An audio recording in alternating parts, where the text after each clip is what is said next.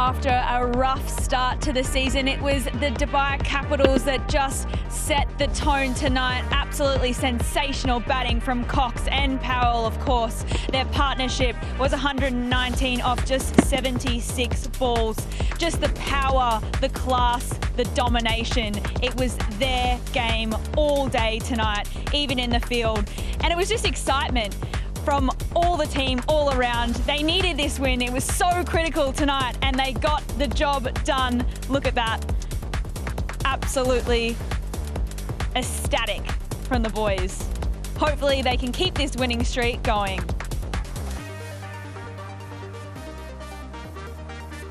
Let's take a look at how the match panned out. It was obviously the Knight Riders who won the toss and decided to bowl first, but it was the Capitals' night all night long. Powell, 96 not out, Cox, 52. Obviously, their 119-run partnership. And then it was the boys with the ball, Salam Keel, Nabi, just showing absolute class and domination. Let's take a look at the points table and see where the teams are sitting. Now, after tonight's game, Dubai Capitals move into third spot and Abu Dhabi Knight Riders take a drop down to fourth spot on the table.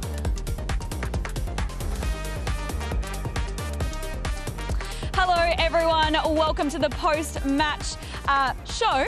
I've got 3 stars beside me. Jordan Cox, you were amazing with the bat today. Alan Wilkins and Darren Ganga. Hello, boys. Welcome. Thank you very much indeed. we're just while you were doing that, I was just talking to Jordan, and do you know what he just told me? What? That in the last 5 overs, how many balls do you think he faced? In the last 5 overs? Not enough. He faced 4. 4 balls. 4 balls in the last 5, I reckon. So you were just sitting back relaxing? I was knackered. Yeah, you were just letting him do his thing. We ran 7 twos in a row. Remarkable. That's because Rodman Powell was doing all the damage. Could you imagine what would have happened if he'd faced more balls? Well, exactly. It could have been scary stuff for the Knight Riders. They're probably lucky. But you just got to kick back and watch the show. Do you actually sit back and go, God damn, he's a good batter down the other end? Correct. I was like, I better hurry up here because he is moving on quick. Yeah. But he's absolutely incredible. The quality of ball striking is out of this world. All the West Indian boys seem to have so much power and strength. So to let him have a bit of fun and me sit at the other end, best seat in the house, was pretty good. Darren, I want to hear your thoughts on this man's performance tonight. Yeah, we looked at them very closely, that 119 partnership. And Jordan, what we saw from you is that ability to meet the ball, to advance, to change the lengths, to hit straighter, whereas Rodman Paul, primarily his approach was to stand back into the crease. Maybe that one strike off Sunil Narayan that went over extra cover for 6. That was probably the only time he left his crease and advanced. So it was great to see how you complemented each other. And I think it was a desperate partnership when it started because you had lost wickets 2 in the power play. And I think you knew that you had to go in excess of 180 if you had to win, because we've seen how advantageous the toss is for captains winning and opting to bowl first. And I think you played the brilliant innings to complement Rodman Paul and then to get your team to 180 plus. Thank you very much. Appreciate that.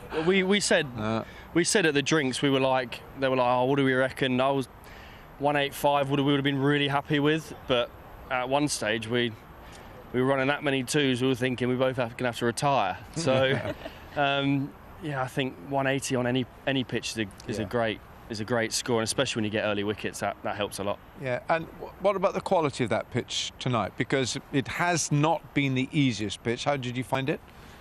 It was a bit slow. It was a tiny bit slow with seamers back of a length, but when it was pretty full, it was nice to face. Tiny bit of spin, but Sonny spins it on glass. Yeah, he does, doesn't he? But I mean, this tournament, they were important runs for you as well, weren't they? I mean, because you were the man of the tournament in the 100 in England. You were the PCA Player of the Year. Well done. Thank you.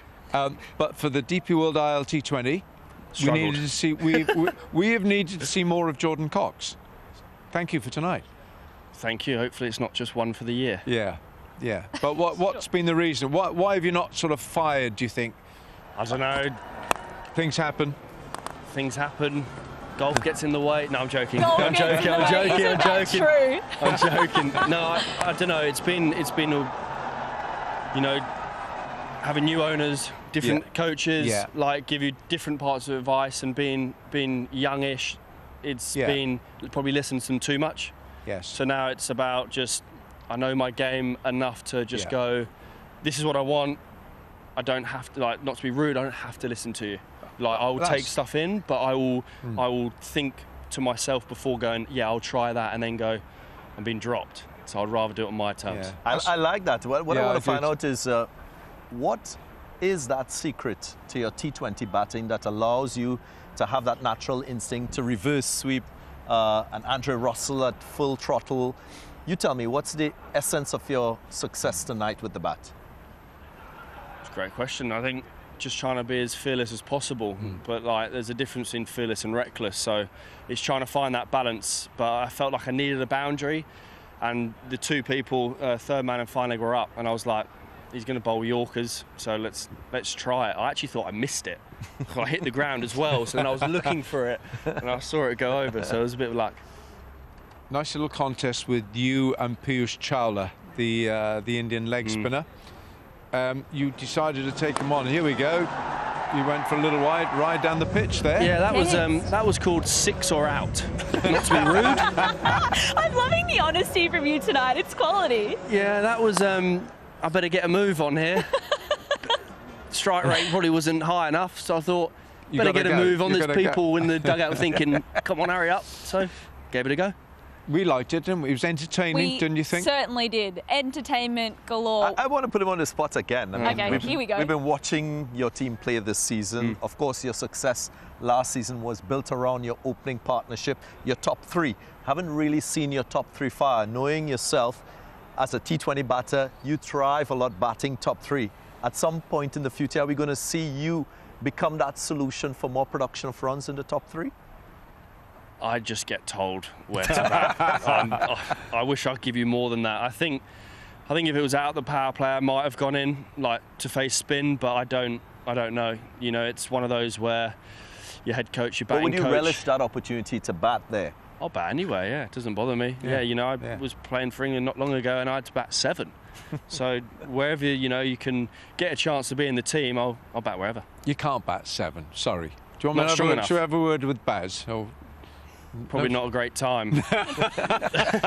No, it's not, is it? No, leave him alone. Unfortunately not. And he definitely is not over-prepared. No, you're not over-prepared, are you? No, that you know where he's coming from with that, don't you? Not answering that question. No, right. I do want to play Test cricket. I want to save you from that yes, conversation. Please. Yes, please. We got to talk about Robin Powell, who obviously was the partnership, but Darren, I want to hear your thoughts on him because he just was seeing the ball very well tonight. 96, not out. We were thinking he was going to get 100, but not quite in the end. Didn't have enough balls. Well, I saw him score his previous 2 T20 centuries. One was against England in a T20 international, and you always felt that Robin Powell was one of the guys who can really grow his game into being consistent in this format, and that he's done. And that's because of his transformation in his ability to play spin. We all know that he can strike the seamers out the park, down the ground, leg side, at times a little too biased leg side. But in this innings, he showed that great balance in terms of hitting through the offside too, and more so what he did against Sunil Narine. I think Narine last 3 overs went for 13, 10, 13, and it was primarily Robin Powell just standing back, knowing Sunil Narine and what his strategy was, picking the gaps through the offside, not only trying to go leg side. And that's a real transformation I've seen in his game. His ability not only to play the offies, but the wrist spinners too. With ease, he doesn't look threatened at all when those type of bowlers come on to bowl. And that has been a significant transformation in his consistency with the bat.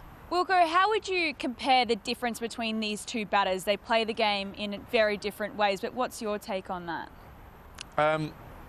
I would say that they're different divisions. If they were boxing, I would say that Robin Powell is certainly a light heavyweight, and I think we're looking at a good middleweight here. Maybe welterweight. But yeah, it's different. It is different because, as Jordan is saying, look where he's playing. Look how far back in the crease Robin Powell. Do you want to come in here, Jordan, and tell us? And then when you just love getting out there, but I mean. Also, the other thing, were you talking much out there, or was it just, we were at a point till we started running twos, and then he actually got a bit out of breath. He did, and then he ended up calling for a timeout, and then he lied on the floor. I think I turned around and he was laying on the floor. I was thinking, what's going on here? No one's coming on. He's just having a breather. But no, obviously you talk every over. You do. You know, it was more like matchups, and he was just like, stay calm, try and take a boundary early part of the over, and then tick over. Yeah, I like that. That's good. And that talking, that communication is crucial, isn't it, in this kind of cricket? Massive. Yeah. Knowing you play with all different people. Yes. You know, when you play, you know, back home in the 100 or Vitality Blast, you know, you're playing with these people consistently. You know these people, but you come here, you've got nine overseas players or 8 overseas players. Yeah. You know, you have to get to know them on a different level. Good, like that. All right, well, thanks, Jordan, so much for joining us on our little post show. You played sensationally today, so good luck for the rest of the tournament. Thank you very Hopefully much. we see you again here soon, but thanks so much for the chat. Perfect, thank you. All righty. Well, I'm going to kick you off. You can go now. I'll take that from you. Yeah. Jordan, thanks a lot. Guys. Thank you. Thanks, Jordan. There we are. I'll jump in with you guys. Jump in Come a here, little bit closer.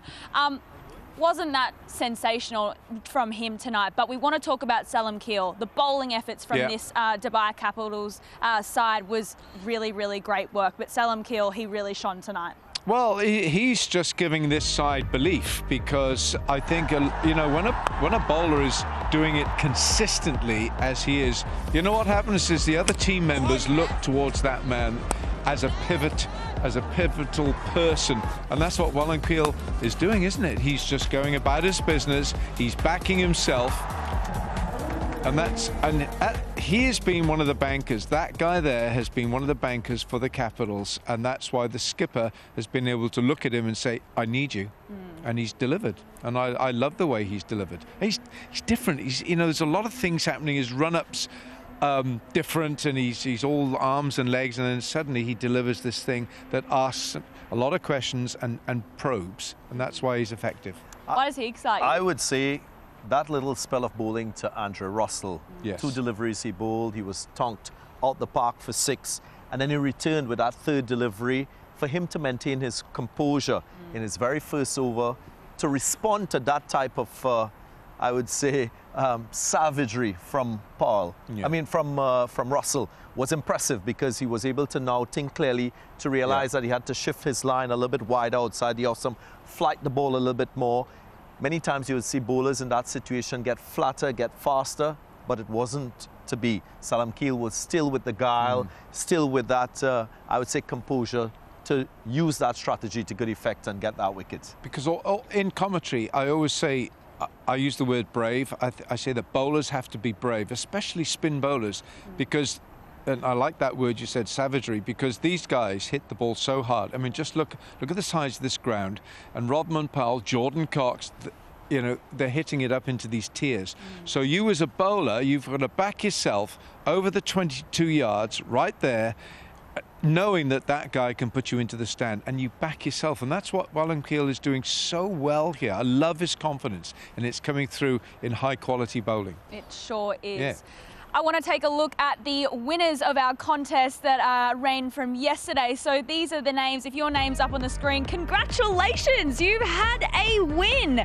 Now the questions for this contest is who won the toss at the DP World ILT20 Season 3 final, and question number 2 was which bowler had the best economy in last season. So these are tonight's winners. Congratulations, guys. I hope that your prize excites you very much so. All right, we're going to take a quick break, but we'll be back soon to unpack the Knight Riders' performance that didn't go expected for them. But don't go anywhere. We'll be back very soon.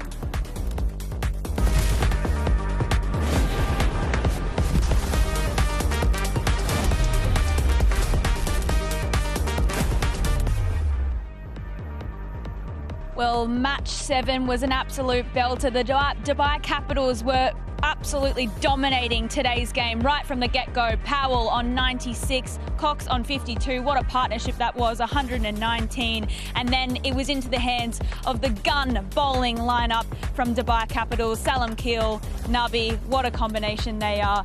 What a game for the Dubai Capitals to have a win.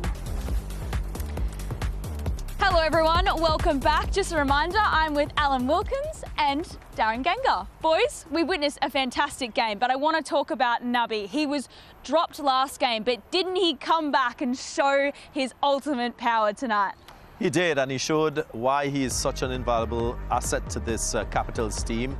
He's got guile with his off spin. He got that prize wicket of Liam Livingston, and then with the change in angle from round the wicket, just being able to deceive the opposition. So I also think it's important to mention the way he takes his time at the top of his mark. He gives himself a little more time, maybe just disrupting the batter's concentration flow, because many times in a T20 game, the game is going at a rapid pace. And for you to get in control of a batting team that is dominant, it's about slowing the game down. And he does that nicely without really crossing the line and it becoming unethical. I also feel that because he is an off spinner, he understands the landscape very well. He's been playing for a long time, and I had a chat with him before the start of the game. He continuously plays the game of cricket so that he doesn't go into a lull in terms of his own form. And that has been important for his longevity in the game and his continued success too. He's a young 40. He's been playing all that experience, you know, as Darren is saying, all that experience manifests itself into how he bowls with such guile. He bowls with his head. He knows what he's doing. You know, I mentioned, I think in commentary, that his arms dropped a little bit, but he does that as a tactic as well, because he comes round the wicket with a lower arm, he comes over the wicket with a higher arm, so he's changing and he's asking questions for the batters down the other end. So he's a very, very savvy, knowledgeable cricketer, and he can bat. And they call him the president because he's the president of Afghanistan cricket. He's a lovely, lovely human being, and I think what he brings to any side is a calmness. Is a calmness and a knowing, and that's great for any side. For him to be here, and he wouldn't have worried the fact that he was not playing in the previous game. Doesn't matter. He's played so much cricket. He said, "Okay, I'll play in the next game." There's that calmness and that assuredness that only experience brings. Well, let's get to know our president just now. अभी तो माशाल्लाह आपका बेटा भी cricket खेलने लग गया है, तो is he also going to play ILT20 next time? That's why I call myself Buddha, yeah. Buddha ho gaya. He hit me 1-6 in the last tournament in Afghanistan. He hit me on a first ball of the tournament. Yeah, he's playing cricket. He's now in HPC camp, batting camp in Afghanistan. Hope one day we play together for Afghanistan. So, as a father, when that happens, I mean, obviously you guys are professional cricketers. Silent क्या करना है?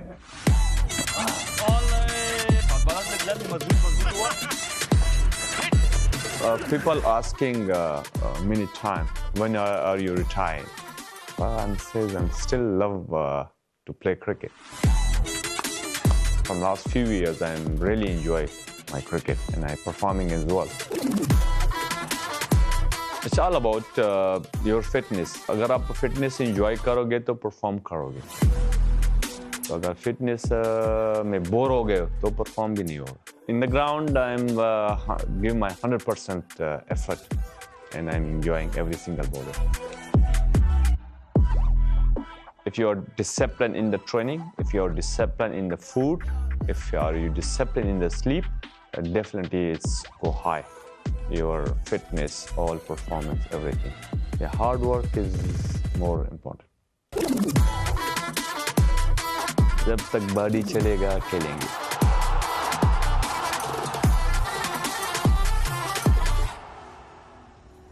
Now, how special that he gets to play alongside his son. In the Spagiza League, we saw that his son actually hit him for a 6. Cop that, Dad.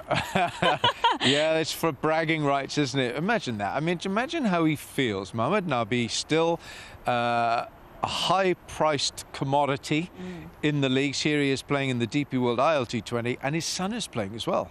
So, I mean, I think it's a wonderful story. And I hope that Nabi plays for another few years because he's got more to offer. I haven't seen his son play, have you?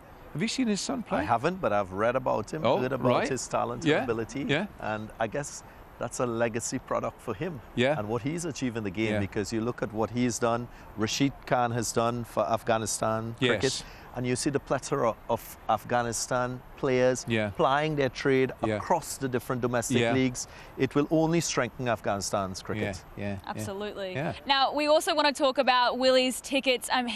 Tickets.